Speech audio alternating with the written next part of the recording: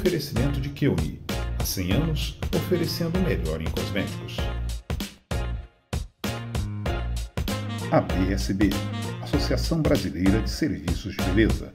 Instituto Hélio, Educação, Capacitação e Inovação.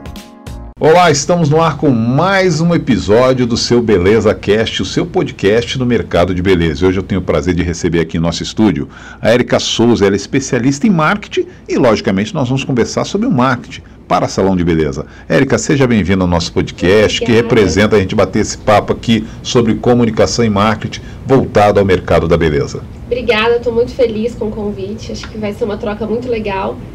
E a gente tem muita coisa para falar, marketing tem assunto demais, né? E o mercado da beleza é um mercado que está em crescimento, muito depois da pandemia também, porque muita coisa mudou, né? Então tem muita coisa boa. E você fala, eu peguei essa sua última frase, muita coisa mudou, nós não podemos deixar de falar de uma era digital. Sim. Eu sou um sessentão, a Érica ainda é novinha, então no meu tempo não tinha muito essa vertente digital. Como é hoje fazer o marketing nesse momento tão digital onde nós vivemos? Obrigada pelo novinha, primeiro.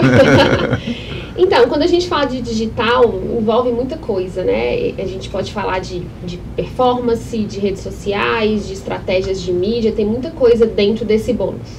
Mas eu até trouxe um número muito interessante que eu queria compartilhar com vocês, que assim, o brasileiro, em média, fica 3 horas e 30 minutos em redes sociais por dia.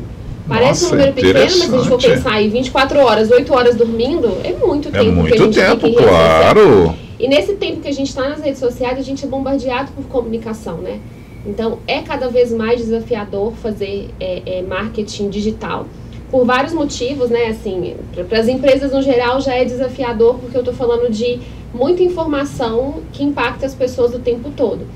Conteúdos, a gente tem milhões de influenciadores no Brasil, a gente tem muito conteúdo, a gente tem todas as marcas hoje quase têm presença digital, ou pelo menos tentam ter presença digital. Mas aí quando a gente fala em marketing para salão de beleza, eu gosto sempre de lembrar que por mais que a gente esteja digitalizado e as coisas estejam cada vez mais inovadoras, as marcas ainda são feitas por pessoas, né? Claro. E as pessoas, clientes, quando buscam as marcas, elas enxergam pessoas por trás daquelas marcas.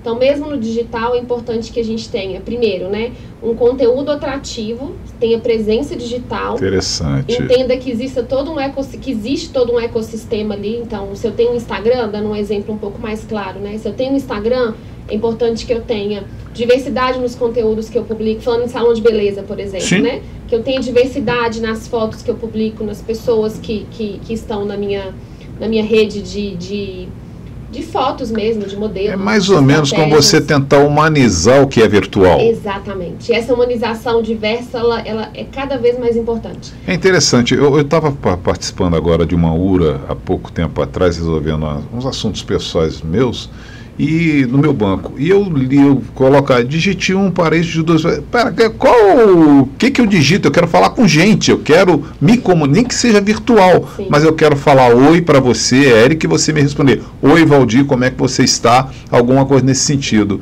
E realmente eu vejo que existe um bloqueio, muitas vezes, vamos colocar assim, nessa comunicação online. Mas é a comunicação hoje que está sendo vencedora, né? Você citou aí o número de 3 horas por dia que, de repente, o consumidor leva nas redes sociais. Logicamente, o tempo que ele leva numa televisão é bem menor. Sim, bem menor. Eu não tenho aqui de cabeça, mas isso já é uma mudança constante, assim, de alguns anos para cá. Desde que surgiram as redes sociais, e principalmente o Instagram e agora o TikTok, né? A gente tem um boom nesse número de horas em telas, digamos assim, né? E isso tem impacto direto na comunicação que a gente cria. Hoje, quando você faz, por exemplo, um plano de estratégia para uma empresa, e até mesmo, né, pensando no salão de beleza, você realoca uma verba muito maior para o digital hoje do que para as mídias offline. Claro que eu estou falando aqui de uma forma muito geral, a gente tem que entender cenário. E essa questão de você alocar uma verba muito maior para essa mídia digital, agora também em comparação com o que era no passado, vamos conceituar como uma mídia offline, você ia fazer de repente um orçamento em uma TV Globo, vou citar o nome da emissora, claro, era aquele chutômetro de uma pequena e às vezes até uma média fortuna para você investir. Agora, hoje, quanto que seria mais ou menos um investimento adequado para o marketing de um salão de beleza?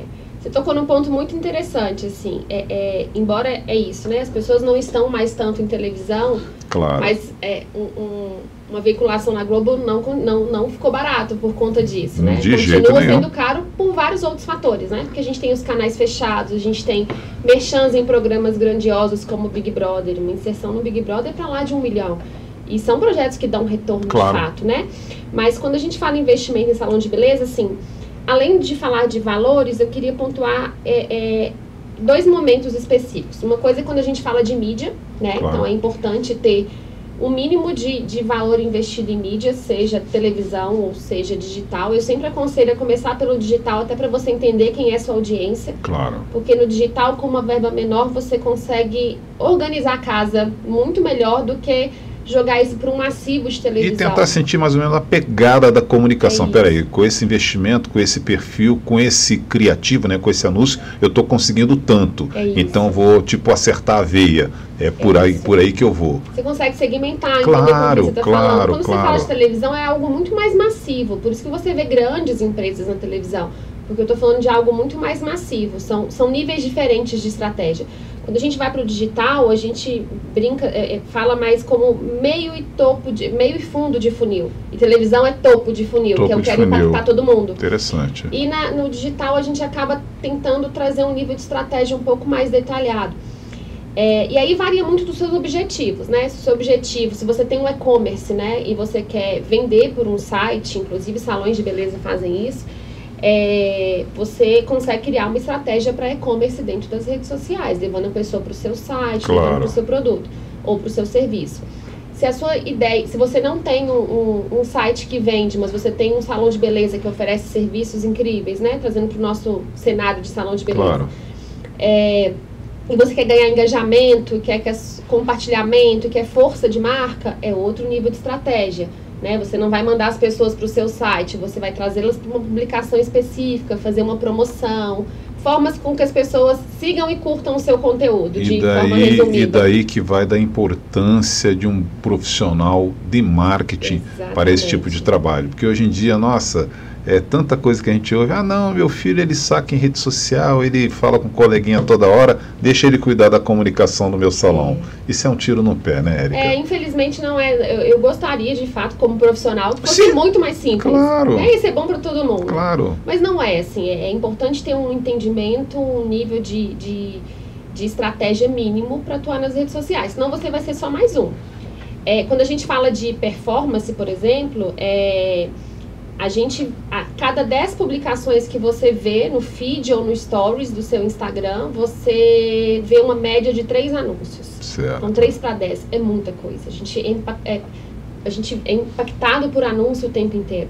Então, se eu não tenho uma estratégia eficiente, talvez eu veja um anúncio que não tem nada a ver com o meu perfil, né? Eu fui mãe recentemente. Então, eu vejo e procuro muito conteúdo sobre maternidade. Quando eu abro meu Instagram, eu vejo muitos conteúdos sobre pessoas que produzem conteúdos para as mães, produtos para as mães, produtos para os filhos. Isso segmenta muito a comunicação. É um nível de estratégia, né?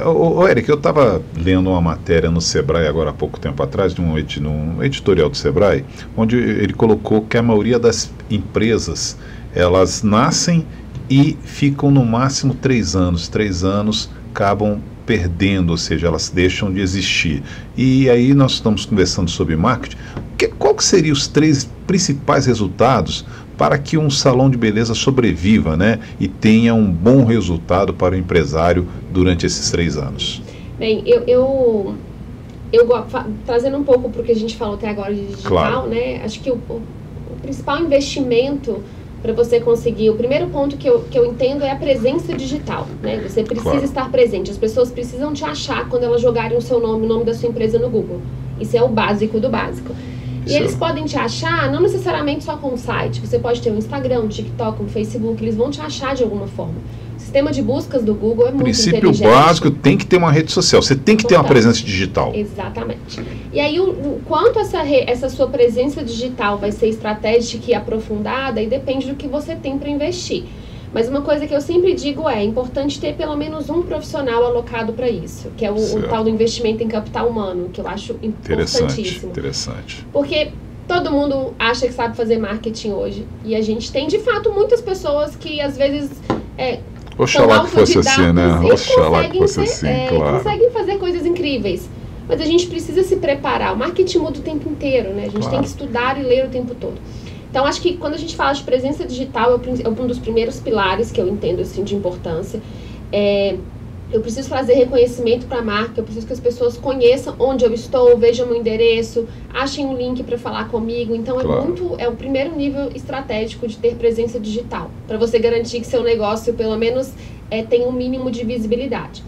E aí, descendo para outros níveis de estratégia, como mídia de performance, aí depende do quanto você pode investir para ser um dos 3 anúncios que as pessoas veem a cada 10 publicações, né? Aí depende do quanto você pode investir. Agora, o segundo pilar que eu acho muito importante são criar parcerias. Eu acho que, principalmente falando dos pequenos negócios, ninguém consegue se fortalecer sozinho, né? Então, criar uma parceria com uma massagista local ou uma loja de roupas femininas, entender primeiro quem é o seu público, né? Com quem eu quero falar. Se eu tenho uma barbearia, o meu nicho vai ser outro. Mas entender quem é o seu público e criar parcerias que façam sentido para essas pessoas, né? Então, uma parceria com uma pessoa que venda produtos femininos, perfumes, trazer essas pessoas para próximo de você. Isso no nível mais básico. Se a gente leva isso para um nível de estratégia um pouco mais avançado, é trazer um pouco de estratégia com influenciadores, né?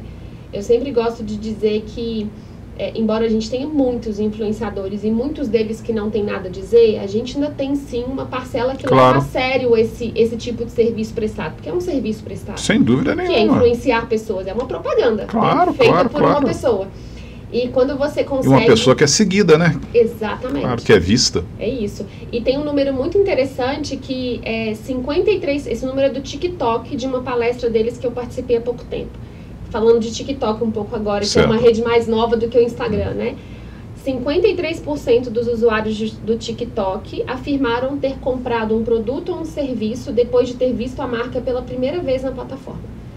Nossa! Olha o nível de que número representativo, né? 53%. Que quantidade de pessoas são impactadas e você consegue gerar venda. Pensa bem, 53% é muita coisa. Muita coisa. Então, você precisa ter um mínimo de presença digital. Claro. Se vai ser no Instagram, ou no TikTok, ou no Facebook, ou com o site, não importa. O importante é que quando você escolher uma plataforma, você construa uma estratégia para aquilo. E tem um profissional para fazer isso para você, né? E um terceiro ponto que eu acho muito importante é o velho marketing boca a boca. Eu acho que ele nunca sai de moda. Interessante. E principalmente falando em pequenos empreendedores, ele funciona muito. E falando do mercado da beleza, muito mais, né? Quem não gosta de procurar, quem não procura um salão de beleza porque a amiga disse que fez um cabelo lá e que ficou incrível, ou que foi super bem atendida. O boca a boca é fantástico. Ou que teve uma experiência fora do comum. Então, é muito importante a gente entender que mesmo num momento em que está tudo muito digital, e a gente precisa ter essa presença digital, eu acho que velhas armadilhas do marketing, velhas armas do marketing ainda funcionam, como o marketing de indicação, na verdade. Boca a boca é o nome popular, né? É o marketing de indicação. Boca a boca é o nome do meu tempo, é um termo do meu tempo. E, Eric, como que o marketing ele pode apoiar essa cultura de parceria para o salão de beleza? Eu acho que é uma pergunta bem ampla, porque implementar uma estrutura de parcerias parece simples também, mas ela precisa ter um nível de estratégia. Tem que ter uma cultura também para isso. Cultura. Eu acho que começa internamente, né, com os profissionais. Acho que é importante que os profissionais de dentro do salão entendam que consigam perceber o que as clientes deles procuram. Por exemplo, eu hoje, mãe, vou no salão de beleza. Eu quero o quê? Agilidade. Porque, né, minha filha está me esperando, às vezes eu tenho meia hora para fazer uma unha ou para resolver qualquer outra coisa.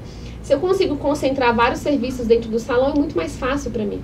Então, se eu consigo fazer o cabelo e fazer a unha e massagem, ou ter uma consultoria de nutrição capilar, entender um pouco de terapia capilar, muitos salões oferecem isso. Interessante. Quanto mais você concentra serviços, mesmo que não sejam só do salão, sejam de parceiros, você consegue abraçar essa cliente de várias formas. É o supra-sumo mesmo. É o supra-sumo. Algumas redes de salões, inclusive, você consegue, por exemplo, tem café, lojas de roupa, joias, tudo acoplados no salão de beleza, que são parceiros. Então eu consigo, quando eu estou me arrumando, eu consigo já pensar num presente que eu quero comprar para alguém, ou num presente para minha mãe, ou quero tomar um café, porque aquele é meu momento também, meus 30 minutinhos de descanso da rotina do dia a dia. Então acho que tudo começa por aí. E claro que a gente parte para níveis mais avançados, né, dentro de um ecossistema do salão. Entender o que você oferece, o que os parceiros podem trazer. Os influenciadores, como eu disse, são ótimos parceiros. Porque eu tenho celebridades, macro-influenciadores, que são de fato pessoas mais caras, mas eu tenho pequenos influenciadores locais, e que talvez nem tenham expressivamente muitos seguidores, mas tem uma rede de seguidores que funciona. Então, por isso que é importante ter um profissional de marketing, porque ele vai entender, ele vai pesquisar, ele vai ver se tudo aquilo faz sentido, né? Muito mais do que só no achismo. Eu já vi empresas perderem grandes valores de marketing porque pegaram uma celebridade que não tinha nada condizente com o propósito da marca. Não quer dizer que é bom ou ruim.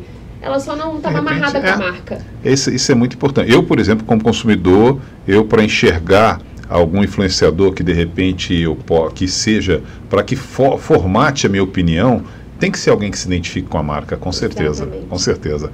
Érica Souza, te agradeço muito. Imagina. Nós estamos chegando ao final da nossa entrevista. Agradeço muito a sua participação no nosso Beleza Cast. E, logicamente, eu não vou encerrar sem as suas considerações finais aqui para Câmera 1. Prazer foi meu. Minha primeira experiência. Você saiu muito bem, viu? Obrigada. Parabéns. Minha primeira experiência ainda nesse formato, mas estou muito feliz. Eu acho que é isso. Eu sou uma super defensora dos profissionais de marketing. Eu acho que a gente tem que se preparar e se especializar cada vez mais. Mas também acho que as empresas precisam entender a importância do papel de um marketing. E eu não estou falando de contratar profissionais caríssimos. Você pode entender o seu nível o que você pode pagar e entender o nível de estratégia que você precisa, mas ter um bom profissional de marketing, seja júnior, seja pleno, te apoiando. E acho que é muito importante. Acho que o marketing é a alma do negócio, isso não muda com o passar dos anos, né? E cada vez mais a gente precisa estar digitalmente presente, mas entender ainda que marcas são pessoas, isso nunca vai mudar. Então, ter pessoas que dialogam com o consumidor de forma empática, de forma estratégica, de forma diversa, isso é muito importante para uma marca ficar de pé. E é isso. Muito obrigado. Encerramos aqui o nosso podcast Beleza Cast, seu podcast da beleza. Estaremos de volta numa próxima edição. Até lá.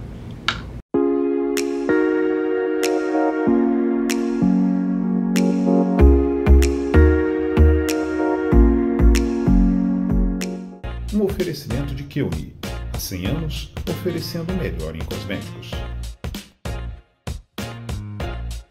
ABSB, Associação Brasileira de Serviços de Beleza. Instituto Hélio, Educação, Capacitação e Inovação.